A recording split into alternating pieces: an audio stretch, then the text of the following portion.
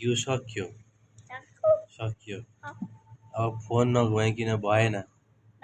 भएन अब घिउ सर्टेज छ अहिले सर्टेज छ कि घिउ अनि अब पहाड जानुपर्छ नानी र म ल पहाड सफारीमा जानुपर्छ अनि घिउ लिएर आउनुपर्छ ल अनि घिउ ल्याएर बेच्नुपर्छ ल अनि पैसा कमाउनु पर्छ ल नानी पनि जान्छ नानी पनि जान्छ घिउ सक्यो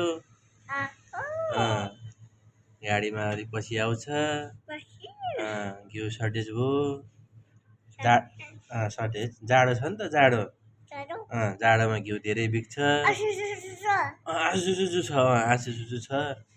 अनि सक्यो अनि हो त्यो फ्रिजबाट नि सिद्धियो एक फ्रिज थियो सक्यो नानीले अघि बाँडेको हो कि होइन त्यति नै हो सक्यो